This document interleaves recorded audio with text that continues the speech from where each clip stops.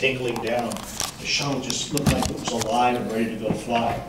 But once you go and get strapped in, the closeout crew closes the hatch, and you're laying on your back, and it gets very, very quiet. Now, people have asked me, well, what are you thinking about when you're laying there on your back on 7 million pounds of thrust to get ready to go fly? Are you nervous? Are you scared? Are you anxious?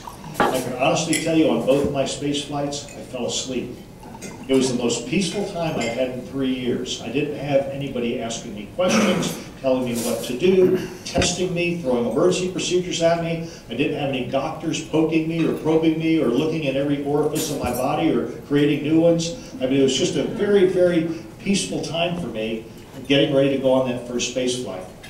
Well, it stays very quiet until you get down to within about 5 minutes of flight, and then we start up the APUs, the auxiliary power units. Those auxiliary power units provide the hydraulic pressure that pressurizes the nozzles and the ailerons and body flaps and rudder speed brake, the aero surfaces of the space shuttle that helps steer the space shuttle as it goes up into orbit.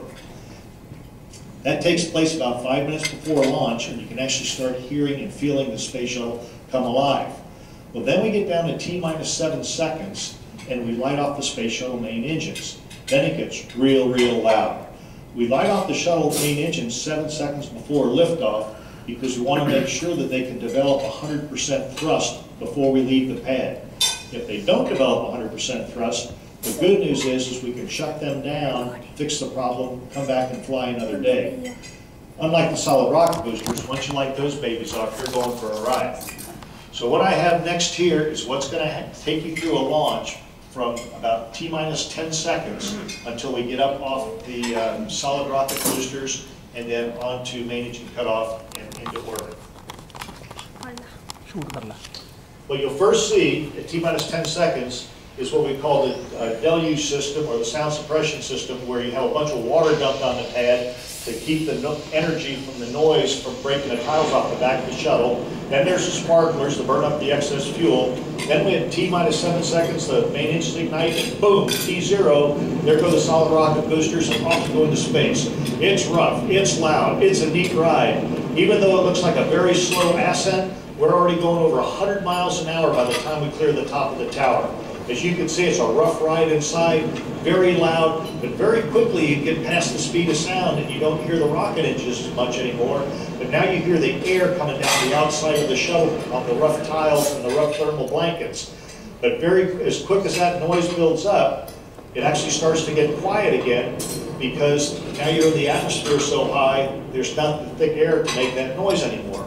Well, that's all first stage when you're on the 2 solid rocket boosters and the three main engines. That lasts a little over 2 minutes. When the solid rocket boosters have expended their fuel, they come off the side of the space shuttle, splash back down and land in the ocean. We recover and use them again on a later flight. Then off we go on up to orbit using the 3 main engines with the fuel from the external tank. When we get off the solid rocket boosters, we're already going Mach 5 times the speed of sound. And we're over 140,000 feet up in the air. At that point, the 3 main engines continue to accelerate us, and you get pushed back into your seat until you reach 3 Gs, and then at 3 Gs, meaning 3 times the force of gravity, pushed against your chest. For the next 6 minutes, you're getting pushed back further and further in your seat, and it gets hard to breathe for the last couple minutes. Finally, after 8.5 minutes from the time you take off, you get to MECO, main engine cutoff. You've burnt all the fuel out of the external tank. At that point, you're pushed back in your seat, can hardly breathe, and boom, instantaneously, you go to 0 gravity and you're free floating. It's just the neatest feeling in the world, and you're just free floating. You don't feel like you're moving. You have no sensation, but at that point, you're traveling at 17,500 miles an hour. That's like 5 miles a second, 25 times the speed of sound, over 25,000 feet per second. And to put that in perspective, a .30-06 rifle bullet travels at about 2,500 feet per second. So when we're flying in the space shuttle, we're traveling at over 10 times faster than a rifle bullet. Amazing. Okay, so that's what it's like to get up into space. And now we're going to shift gears real quick and start talking about food in space. Here we go, and that's one of the things I'll talk about a little later, is playing with your food. That's a little glob of Hawaiian punch floating in midair, and I'm about to ready to do the astronaut drink job there. Okay, Mercury food. The first astronauts that went up, they were only up there for short periods of time, and it was the development of all the space food.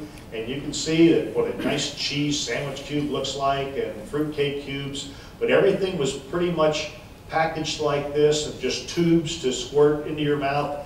You're just sitting there in your spacesuit and in your helmet, and you're just able to eat a little bit at a time while you're in your Mercury capsule. Then we moved on to Gemini, and that's where orange drink, or Tang, was first developed. And those astronauts, what was the longest Gemini flight? 11 days? 14 days. I see I said 14 yesterday, and John corrected me saying 11. But the longest Gemini flight was 14 days. And can you imagine sitting in your spacesuit for 14 days, and this is what you had to eat, but again, you had Tang. How many people had Tang today? That's Tang back there, the orange drink back there. So make sure you get some before you leave. It's good stuff. Then we got to, and just to show you, we had actually a water gun back there. That's the first time we actually were able to hydrate